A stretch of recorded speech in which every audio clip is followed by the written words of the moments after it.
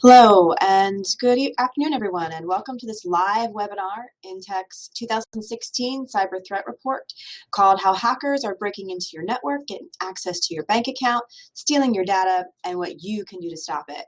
I'm your host and presenter today, Leia Shilobod, CEO of InTech Solutions. Just a little bit of housekeeping before we get started. This is a live webinar, so the phones have been muted. That means we can hear us. Sorry, you can hear us, but we can't hear you. We are going to be presenting a lot of valuable information today. So we'll be moving through the slides rather quickly. So take notes. And we probably won't have time today for question and answer, but you have my contact information, so you can always email me if you have a burning question or you need some assistance. I want to be respectful of your time, so let's go ahead and get started. So today, what you will learn, we're going to talk today about recent threats in the news and that some things that you do know and some things that you don't know. We're going to talk about threat outlooks for 2016 and the impacts of those threats on your business. We're also going to talk about how you can protect yourself and your company.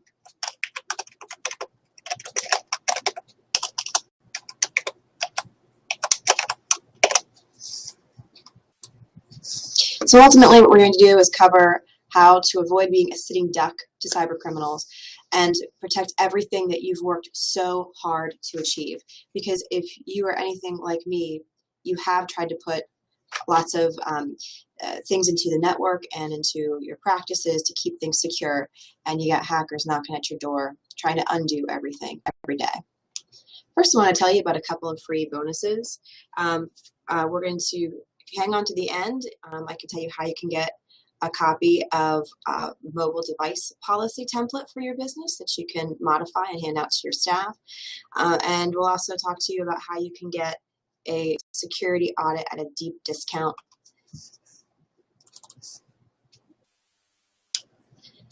So first, let me tell you a little bit about myself so you know why I can talk on this topic. I did found InTech in 2006.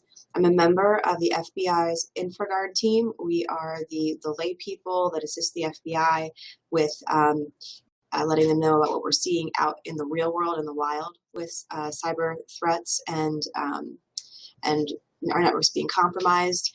In return, they provide us with a lot of information so that we can be proactive for our clients. In the past, we've co-facilitated seminars with the FBI on cybersecurity. I also meet quarterly with CISSPs and security engineers from around the country to learn about upcoming cyber threats. And I recently published my first book, The 3 Indisputable Rules Every Manufacturer Must Know Before Purchasing Any IT Product or Service, which you can get. Actually, I'll give people a free copy if they go right here to intechit.net/3 rules book. When we talk about cybersecurity in general, what I find is the biggest problem is complacency. This quote from the former CEO of Intel: "Success breeds complacency. Complacency breeds failure. Only the paranoid survive." And I want you to think about this, because as we go through this presentation, if you aren't scared and you aren't concerned, there is something wrong. First, I'm going to tell you some frightening statistics. Cybercriminals have stolen around $1 billion from banks globally in just the last 2 years. We're seeing somewhere between 250,000 to 300,000 consumer complaints every year about cybercrime, and the dollar loss is $800 million in the USA alone per year. 160,000 Facebook accounts get hacked every day. Cybercrime globally is estimated to be a $500 billion enterprise, which means that it rivals drug trafficking, gambling, and prostitution combined as an enterprise. So let's quickly go over, how did we get to where we are today? How did this sophistication and proliferation come of this cybercrime business? Well, criminals have always been at the forefront of innovation, right? I mean, they're really sophisticated business people. They think, how can I get more money with less effort? So, they used to have to work real hard. They used to have to, run down a train on a horse and, tell everyone to stick them up and steal from people, or when they were transporting money, blow up safes. And then they got a little bit more sophisticated and realized they could pick people off really easily in big cities, and or have sophisticated Ponzi schemes or things like that, or more white collar. And then we get even more white collar today, being able to leverage the internet and programs and applications to do more with less. The perfect business model, right? And I don't want anyone to kid themselves. It is a serious problem. Right now, the average number of successful cyber attacks reported per company in the United States every week is 160. That's a staggering number. There's actually an entire huge digital underground. Just as an example, you can hire a hacker. They'll do an email for you for $400, a fake website for $300, or denial of service attack for $700. So even if you don't have any skills, hey, that's not a problem. There's actually crimeware as a service, just like software as a service or hardware as a service. You can just pay, have a subscription to a hacker website where you'll just get code that you can, hire a hacker to do many things with. Drive-bys, inject it into a website, try to get your code on computers to infect them. You can purchase credit card details in the digital underground for even as low as $2 per record. They make fake ATMs and card cloners. They're more expensive, more sophisticated. You can also purchase services for the design and publication of fake online stores. And over here on the right-hand side, you actually see one of those fake ATMs where they actually put a device over the keypad. When you put your card in there, it reads the magnetic strip and it saves that information, and then it will save your PIN number. And those pieces of information are used to create fake credit cards and withdraw cash from your accounts. Here's just a couple of examples. The first one, I always like to tell the story because it just scares the crap out of me. So what I just said about how they can steal your information from the ATM, what hackers did from the Ukraine, they actually took a bunch of that information. They took a whole bunch of Marriott hotel cards that had the little magnetic strip on them. And with a credit card cloner, they imprinted that information onto those Marriott cards. Then they sent mules in New York City around to various ATMs. Within the course of, I think it was 8 hours, they had withdrawn $4 million in cash from New York ATMs. The Mexican drug cartel was becoming very enterprising as well, so that they could operate more quickly and safely and efficiently. They went ahead and erected their own nationwide cell phone network in Mexico. We just had this past year the JP Morgan hack, where 80 million personal credit card numbers and 7 million business credit cards were stolen in one fell swoop. And back in October of last year, Experian was hacked. They took the names, addresses, and social security numbers of 15 million people. And there are just too many more to go on right now. And so the problem with cybersecurity and cybercrime is that in the news, you're generally only hearing about the big stuff, right? I mean, that's what that's what the news thinks that everybody wants to hear about. And smaller businesses don't actually report a lot of the theft of money or data because it's kind of embarrassing. And so typically what we're seeing really is a lot of things in the news from larger companies. However, small companies, smaller businesses, companies that are under 1,000 computers are absolutely hugely at risk. But this is what I hear a lot. It won't happen to me. There's nothing a hacker would want on my PC. I don't store sensitive information on my computer. I only use my computer for checking email and browsing the internet. My company isn't big enough to worry about hackers or cybercrime. They won't care. A friend of mine works with a special agent up in New York City. His name is George Schutzel. And George says that there really are only two kinds of people. The people who are about to be hacked and those who will be hacked again. He said it's simple as that. Either you've already been hacked and you don't know it, because most firms do not have the capability to detect breaches or data theft, or you are actively being hacked by competitors, criminals, and foreign governments. And then I have a couple more recent FBI cases right there to kind of prove that point. It is a real and present danger. Last year, the FBI notified 3,000 U.S. companies ranging from small banks, major defense contractors, and leading retailers that they had been victims of cyber intrusions because the FBI is consistently looking for those patterns out there in the wild. And they contacted 3,000 companies that didn't know that they had been hacked. And those are just the ones the FBI is tracking. I will submit things to them sometimes and they say, hey, that's great, thanks. But that's not what we're looking at right now. So this is just one tiny little sliver of cybercrime. One tiny sliver, and that's 3,000 U.S. companies that the FBI knew about first. So you think you're too small? Right now, these are the stats. 1 in 5 small businesses falls victim to cybercrime each year, and that number is growing. Hackers know that small businesses are low-hanging fruit because they don't believe they are a target. Therefore, they have very loose or no security systems and protocols in place. Protocols are really important. We're going to talk about that soon. And right now, about half of all cyber attacks are aimed at those SMBs, and I'm going to tell you why that is too. So I've been asked before, I don't get it. Is a pimply kid in the basement that's just bored? Who are these people? These are sophisticated people. These are nation states. These are gangs. They're moving away from, blue-collar crime into white-collar crime.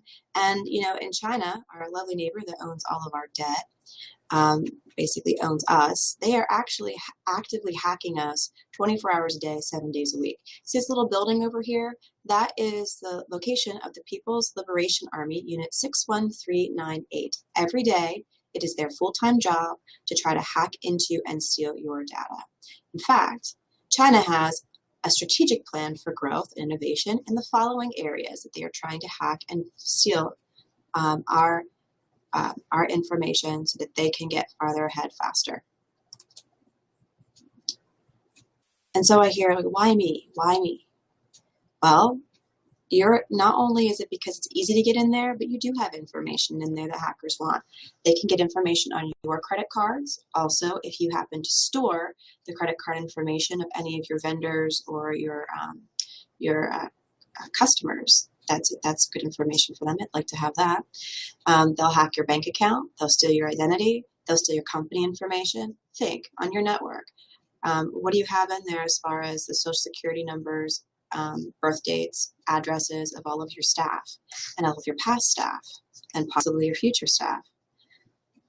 And the last one is that's one that a lot of people don't think about, and that is that they will leverage your computers, your server, and your internet connectivity to coordinate attacks in other places. They'll coordinate attacks just, so that it looks like an attack on another business is coming from your network and not from where the hacker is. And they'll also look for downstream vendors for a company they want to get into and affect that network and leverage that trust relationship into the larger network. So I was having this conversation with a financial insurance gentleman who was telling me that Berkshire Hathaway gave them a report about the different businesses that would be hacked most often. And so these are the top 12 companies or industries that were being hacked in 2015. So that includes educational institutions, financial institutions, healthcare, all sorts of healthcare, insurance, data storage centers, online retailers and retail stores, management consultants, nonprofits, pharmacies, and law firms. So this was an interesting statistic because when I did this last year, this number was 82,000 new malware threats are being released per day. And when I did the research for this year, it's 1 million new malware threats are being released per day. Oops, sorry. Another thing to talk about is bank fraud. So this is actually becoming real huge this past year, and we expect it to become even worse this year. And the most important thing that you have to understand is that the FDIC does not protect you from bank fraud. and the bank is not responsible for getting your money back. And you say, whoa, whoa, whoa, whoa, wait. You know, if I have charges on my credit card, I can just call them and dispute them, and then they're refunded. And yes, you are correct. If you make a purchase on a credit card, then it's found to be fraudulent, you do get that money back. The FDIC does protect that. If you make a purchase with a debit card, it does not cover that. If it's an ACH, it does not cover that. If it's a wire transfer, it does not cover that. That money is gone. This is an interesting story to illustrate my point. Banks are starting to blame their clients. So the CEO of this Michigan-based company called Cybercriminals noticed that her computer was approving transactions on her bank account as she was speaking. She frantically called her bank to stop it. At the end of the day, she had $5.2 million gone. Her bank was able to help her get it all back except for about $500,000, and then said, sorry, you're SOL. It's your fault because you didn't have the proper security in place on your business network. And then this Gartner analyst has this quote, which I think is very powerful. It's frightening for small businesses because they have no clue about this. They just don't have any clue. And everyone expects their bank to protect them. Businesses are not equipped to deal with this problem, and banks are barely equipped. And I can tell you this for certain. I can tell you that this is all true. I can tell you that, I don't know about you, but $500,000 out of my bank account would destroy my business. And I know that banks are not properly equipped because I happen to have some prospects who are banks, and I've seen their networks. I'm telling you, it's kind of scary. I've also been asked, how does this happen? I'm going to quickly go through this, and if you have any questions about this, please do contact me later. I can go into detail. One way that you get hacked is through open Wi-Fi, connecting to free Wi-Fi somewhere. Sometimes that is set up by a hacker as a kind of like a honeypot. You connect to it, they send you malware. Lots of social engineering going on where you get an email or you land on a website and it's trying to get you to click on something to either infect your computer or send you to a site that will infect your computer or send you to a site where you will enter in information that they can use to hack accounts. It's also happening through phishing emails, and they're sending SMS messages, text messages to people. You get there from going to shady websites. They can also reroute phone calls when you try to make a phone call somewhere or try to get information from you that way. That happens a lot in the consumer market. There's also drive-by attacks, and I try to explain to people that swear up and down to me when they get their computers infected that they didn't do anything, they didn't go anywhere weird. Of course you didn't. You weren't even touching the computer, and hackers just jumped onto it and infected it. I know. What can actually happen, though, is drive-by attacks, where you just land on a website that may actually be a legitimate website, and there is malicious code that executes and infects your computer. They also piggyback viruses on malware, spyware, things that we call like bloatware or crapware, stuff you don't need on your computer that gets downloaded when you download legitimate software, and then it gives you extra special surprises later. They also will load keystroke loggers, so actually a piece of software as you're typing, it's sending the information back to the hacker about what it is that you're typing. Great way to get account credentials. Everyone's seen fake antivirus before. Antivirus 2006, Windows 2016, you've got 500 viruses on your computer. Please pay us $30 now and we'll clean it. Yeah, please don't ever do that. Also, ransomware, like CryptoLocker. We're going to talk about that in a minute. Malicious acts by current or former employees. And that one's really huge. And a lot of businesses don't get how big of a security hole their employees can be in their business. Actually, this is a Pittsburgh-based story to illustrate this problem. So Law 360 reported in October 2013 that a former employee of a Pittsburgh law firm and her husband were sentenced to 3 years of probation on federal charges because they hacked into the firm's computers in conjunction with a supposed member of the international hacker network Anonymous.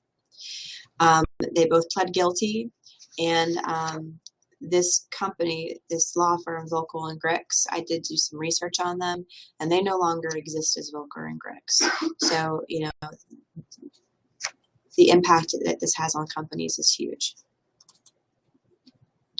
So ransomware is a new wave in the last about 18 months or so, and the dangers from ransomware on the rise. Funny thing, a writer once asked a literary agent what kind of writing pays the most, and her answer was simple: ransom notes.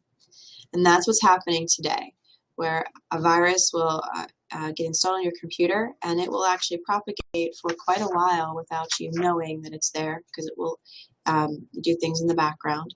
And what it's doing is locking and encrypting your data, sometimes on your computer, and then sometimes it will actually find a network drive and do this to information and data on your server. And then one day, this little box will pop up, and it will say your personal files are encrypted, and you have to send them money, anywhere between $100 to $500, depending, in order to get the key to unlock your data. In most cases, you actually do get that key, and it does work. But, you know, first of all, who wants to pay a hacker $500 to unlock their data? And secondly, you could pay the money, and they could just not give you, you could just be SOL. All of your data just gone, encrypted, nothing. To underline this, I actually got an email from one of my lawyer customers the other day. And it says, Leia, for extra assurance, are we protected? And I scrolled down, and this is actually, they got an email from one of their auto law organizations. And the gentleman says, I know that everyone on this listserv is too smart to fall victim to ransomware by opening an attachment to an email from an unknown source, but I'm attaching 2 articles from the ABA journal so that you can think that we need to remind ourselves and everyone in our offices to be careful out there. Of course, they're all way too smart for that to happen, right? That's why they're emailing me, because they were terrified. Another thing that's going on a lot now is what we call shadow IT. So we have all of these online file sharing services and lots of applications that people sometimes use just personally, but then sometimes they use it for business because they feel like it's more productive. And so they'll save company data and information on rogue cloud applications. A great, for instance, is Dropbox. A lot of people do this. They want to be able to work from home. They want to be able to access their data when they're outside of the office. Do they want to use your VPN? Do they want to use their RDP session? Like, nah. You know, Dropbox is a lot easier because, you know, I can install the app on my home computer, and hey, you know, then I have, you know, an app on my phone, and I can get this information whenever I need it. How much of your company's information is out there on those rogue cloud applications? How sensitive is it? You now no longer have control over it. And then I have this little picture here about the 7 million Dropbox passwords that have been hacked. So not only are you in danger of an employee leaving your company with that information if they place it on a rogue cloud app, but now when we have passwords being hacked, we have hackers that could unknowingly get into your information too, because it's not where it's supposed to be. It's not controlled. One of the next frontiers for cybercrime is going to be mobile. The growth in mobile malware, especially with, well, actually both platforms, Android and iOS, is both growing and accelerating at an exponential rate. And this chart actually only takes us to 2013. And this is just over the course, as you see here, of months. So it's like incredibly exponential, the amount of malware in mobile that's growing. Okay, also growing quickly is mobile computing dangers. So you have to consider that if you have any kind of mobile computing device, whether you're talking about like a tablet PC or a laptop, what kind of information is on that device? What happens if it leaves your office and it's lost or it's stolen? What is the data on there? Was it encrypted? If it's not encrypted and you are in certain industries, you have certain kinds of data, you may have violated a Pennsylvania data breach law, and you have to be concerned about that. This is particularly an issue if you have protected health information or you have any PI, personal information, on those devices. For the first time now, the governments are getting big on fining people if they find out that they've been breaching these laws. Another huge thing continues to be spam. Spam remains the single biggest driver of big breaches today. If we look at some of the biggest data breaches in recent history, the JP Morgan breach, Target, RSA Security, they all began with poisoned email. And this is from Brian Krebs, Krebs on Security. Spam Nation is his book that he wrote. Really, really smart guy. And Krebs on Security is an awesome website to get additional information and resources about security. So I did promise you the top cybersecurity trends what we're going to be seeing in 2016. These are the things we really need to worry about as getting bigger this year as opposed to what they've been in prior years. Both Android and iOS malware proliferation. So there already are a lot of Android OS exploits, and they're only going to get worse and bigger. iOS, because the iPhones, iPod, because there's a big vetting process with applications, we see a lower incidence of malware on iOS. However, that's going to be growing a lot this year. They've actually slipped a bunch of apps through this in 2015 that were malware. We're also going to be seeing a lot of hacks on the Internet of Things. The Internet of Things, in case there are people on the call that aren't familiar with this, the Internet of Things is what we talk about when we talk about the connected world. So whether it's a baby monitor that you can look at remotely from another room, anything that's on a network. When a business network, you think about computers and printers and servers and things like that. On a home network, it could be sensors. It could be a sensor for your security system, a sensor for your alarm system, or your fire alarm. It could be, we have those home devices that you can remote into to see what's going on at home. We have the ways for us to be able to remote in and turn the temperature up or down in our home. All of those things, because they're on a network, they have an IP address, and they are becoming part of the Internet of Things, the IoT. And we're going to be seeing more and more platform hacks into the Internet of Things.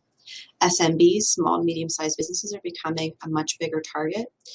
We're also seeing a lot more, and we're going to see even more, spearhead phishing campaigns.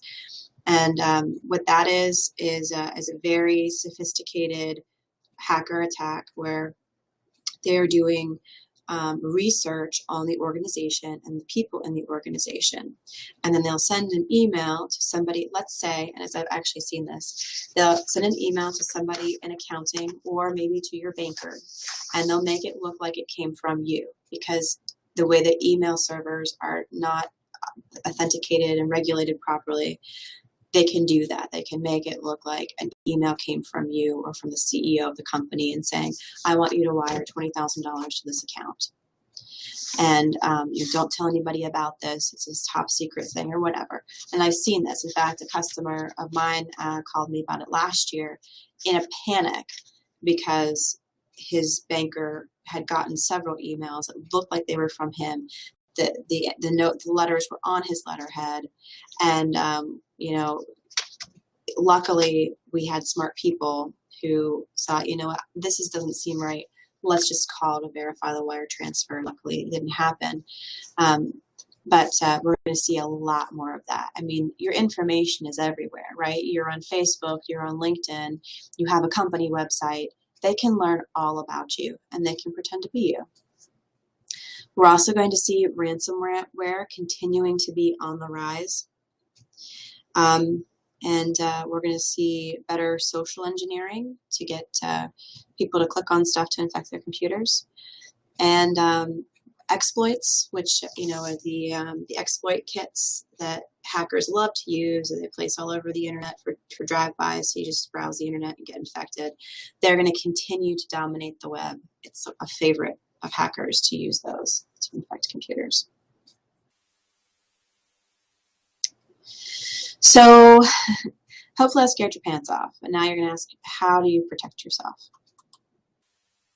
The first thing I wanted to share with you are these 8 things that you need to think about in a strategy for protecting yourself.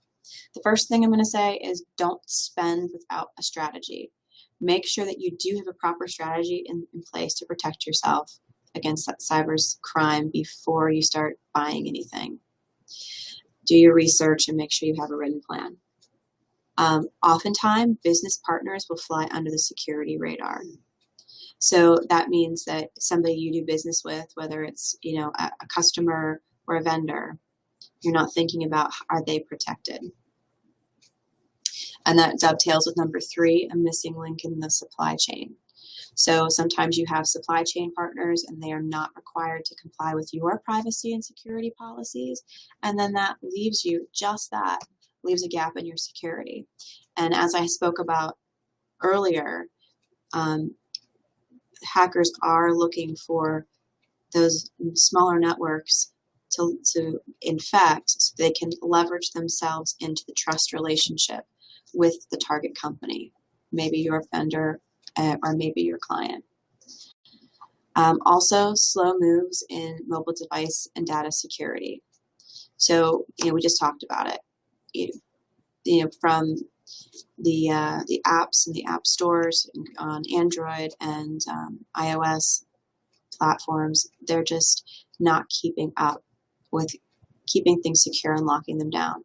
Overall, these companies don't seem to think that it's that important, even though you have massive amounts of data about your company on those devices. Failing to assess for threats is risky. So most companies don't do regular security audits, but you should have an audit performed on your network and looking at your security policies at least yearly. It does take a team. So your internal team and skilled external vendors should come together and collaborate closely to assure that you're properly protected. You need to continuously look at your employee behavior. Cybersecurity incidents carried out by employees have serious impact. So what are your policies and how do you catch red flags? Untrained employees drain revenue, period. It is well known that employees are one of the biggest vulnerabilities in your security, but businesses do not train workers on good cybersecurity.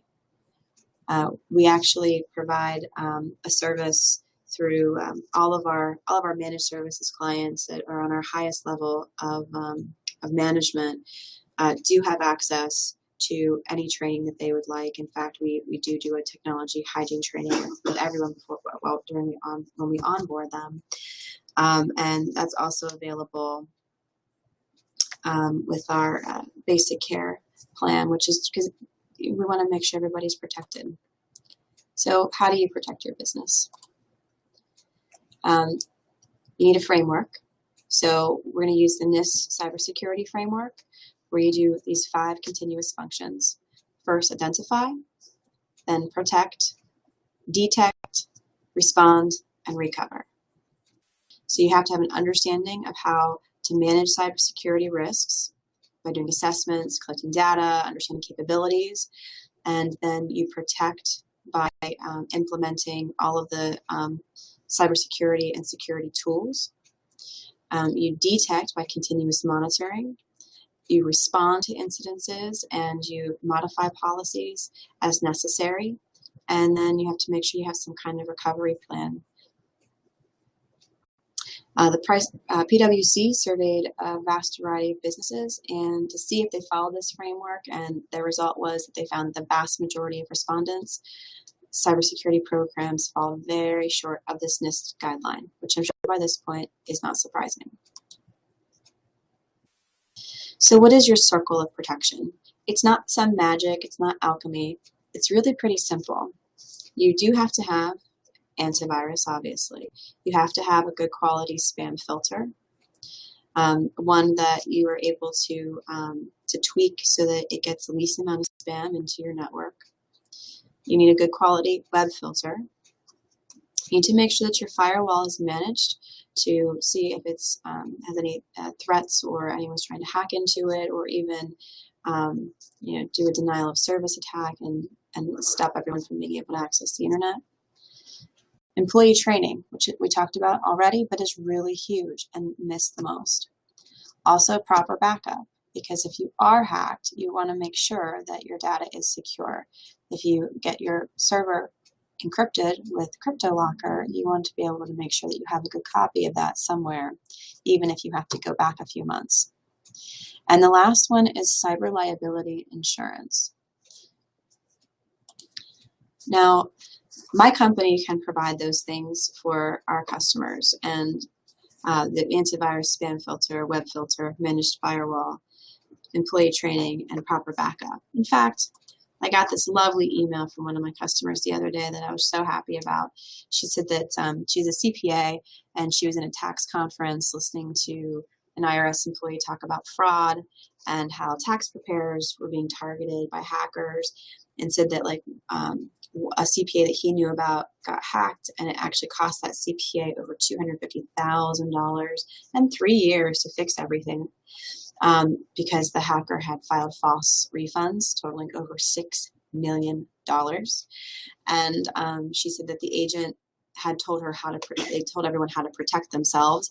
And this is the stuff that they said. And I was like, all right, yeah, that's nice to know that, that everyone's getting the same message everywhere.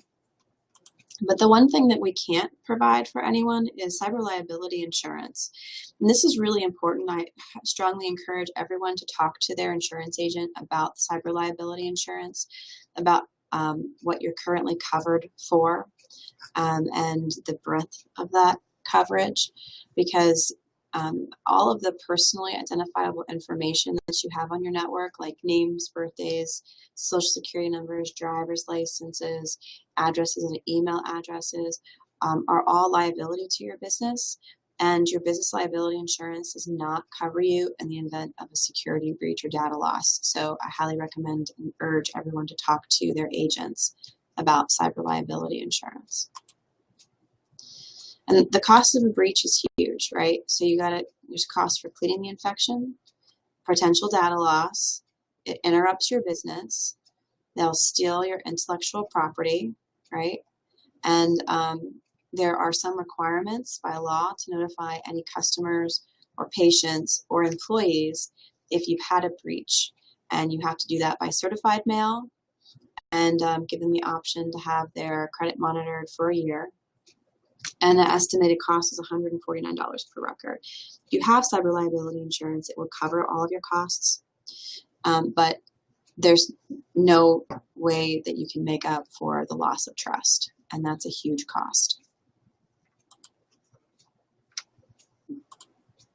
So what you can do right away is make sure that you back up your data at a minimum daily backups, and make sure that you have automated offsite backups. Make sure you're testing those backups to make sure that they are valid and they work and you can recover the data. This little sticky note here is cute. I found that on a laptop. Please be careful. I have 231 gigabytes of very important, underlined, and valuable data on this hard drive. Thanks a lot. Cracks me up. You'd have better banking practices. So have different bank accounts for different purposes. So your payroll account, your tax account should be different accounts and have no debit or credit cards associated with those accounts. Have another account for your operations, and then make sure that you monitor your account activity. Every bank that I know that has online banking available will allow you to set different alerts and reporting so that you can know if certain transactions happen on your accounts and to know right away. And make sure that you have strong banking passwords. Tip number 3 is talk to your insurer. Make sure that you have proper cyber liability coverage, and review the property and casualty policies to make sure that you're covered for things like data loss and breach, CryptoLocker, CryptoWall, and that you're covered if your business is interrupted because you had a disaster like this. Use a strong password. Don't share your passwords. That includes with your IT guy. Change your passwords at least once a year. Shoot for every 60 days if possible. Do not put passwords on Post-it notes. And this blows my mind, but this happens because I know this is going to get everybody on the call. It's going to blow you away. A long and secure password is no longer secure when it's on a Post-it note on your monitor, right? No, it's not. So don't do that. Use a phrase or a long word with letters, numbers, and characters. And then when you're choosing a password, think length, complexity, variation, and variety. And just to know what not to use, these are the top 20 passwords, actually since 2015 and 2014, top 20 passwords in 2015. And if you see your password on here somewhere, I recommend that you immediately change it. This list is different from 2014. We have Princess and Solo on here. I know, imagine that. And also Hottie and Love Me and Flower are new to the top 20 password list this year. Upgrade your security. Make sure that you are regularly patching all of your systems. You know, all those annoying little pop-ups in the little right-hand corner of your system tray. Job is out of date. Please update me. Adobe is out of date. Please update me. You have Windows updates. Please reboot your computer now. The things that you keep Xing out because they're really freaking annoying, those are actually patches to patch the holes in the security that these companies found. So you really need to do those on a regular basis. Make sure that your antivirus is current. If it's expired, it's basically useless because you're not getting protected against the latest threats. Make sure that you have a good business class firewall in place. If you purchased it at Staples or at Sam's Club or Office Depot, it is not a business class firewall. Make sure that you password lock your iPhones, your iPads, any mobile device. Make sure that it is password locked. Make sure that all of your employees sign an acceptable use policy that outlines their rights and responsibilities by using your business technology. And also enable user account controls. Some applications that we run into, their workaround for why their software needs to work is to turn off user account control. And when that happens, if an application tries to make a change to your computer, you're not going to get an alert that happens, which means it's much, much, much easier for your computer to get infected. Use common sense security. Train your staff on social engineering. Know the source. Know if you're getting an email from somebody, who it came from. Don't open it. Don't open up any attachments if you don't know where it came from. If you're curious, just delete it. Physical security. Think. Now, this is actually a picture I took of a cafe, and you see there on the table 2 business computers just kind of hanging out there, and their users not there. But what is there? A door. I could have easily just walked past there, swiped those 2 computers, and walked right out that door, and nobody would have even noticed. So be smart about things like that. Be smart about connecting to wireless hotspots and hotel internet. Oftentimes, those can get compromised. And make sure that they have some kind of an ability to disable the device if it's lost or stolen, like a low drag encryption, or if you have a mobile device and you're connected to Exchange, then your administrator can actually lock your device or block it or brick it, I guess is the proper term there, remotely. So back in the 90s, all you needed was basic firewall, some antivirus, tape backup, and the Macarena, right? Right? That's all we needed in the 90s. Today, we obviously need to be a lot more sophisticated because the cyber criminals are becoming more and more sophisticated. So you need 3 steps to protect your organization: a threat assessment, an action plan, and ongoing monitoring and maintenance. You just can't take a set it and forget it approach to your security because cyber criminals certainly aren't.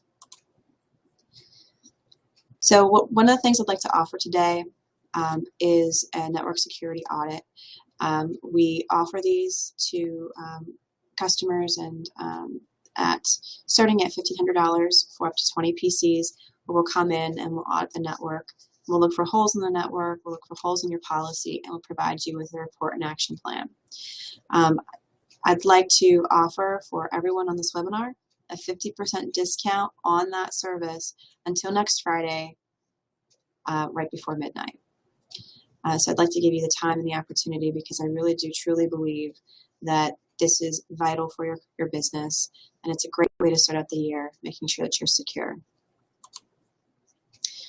But everyone, for free, will get this mobile device policy that you can customize as this template and provide it to your staff, or add it to some of your existing policies, so that at least you have another level of security for mobile devices, which, as we see, are one of the biggest ways that we're getting compromised.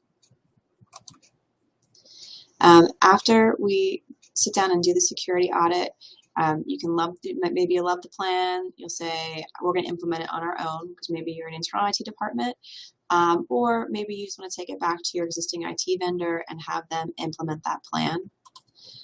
Or maybe you love the plan and ask us to get you protected ASAP. In either way, we'll knock it out of the park for you and make sure that we are providing you the best information to protect yourself. And who doesn't like double bonuses?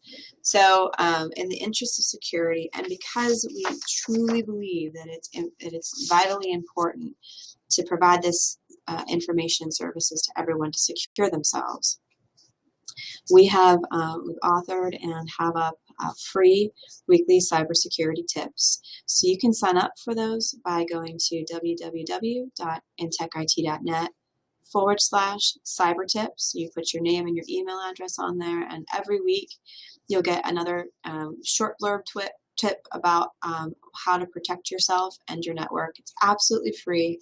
I'm not going to sell you anything, and you can sign up yourself or anyone in your organization. Now, if the audit does sound like something that you really want to do, I urge you to please act fast on that, because I'm only going to discount that until next Friday.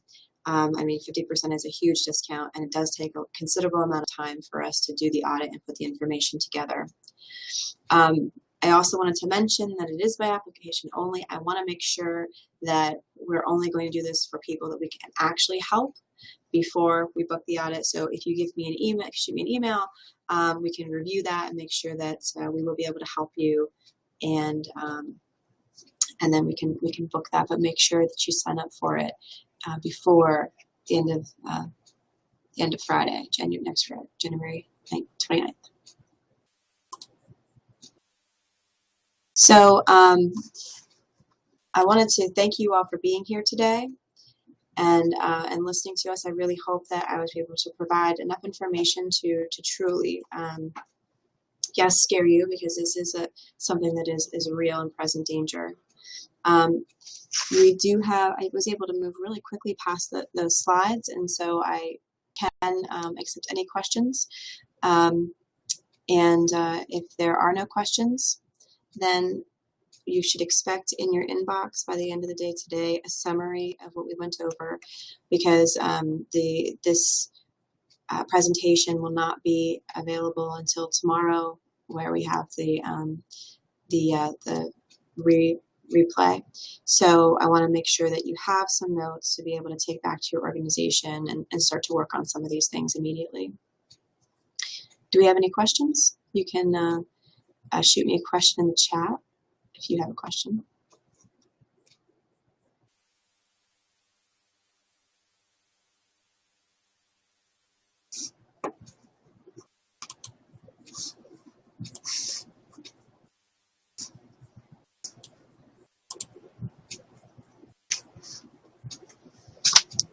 Okay, I have one question here, and that is, I mentioned about the Basic Care Security Protection Plan.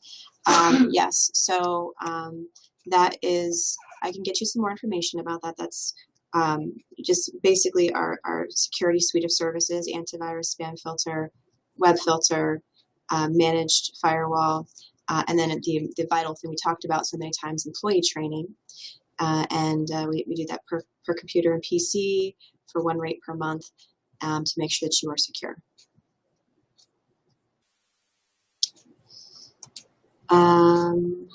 Okay, got another one.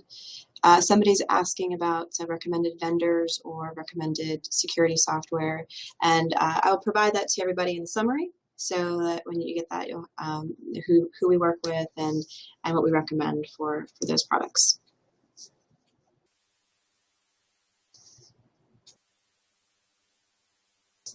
Okay, well, thank you all for joining us today, and we'll see you around the cyber world. Have a great day.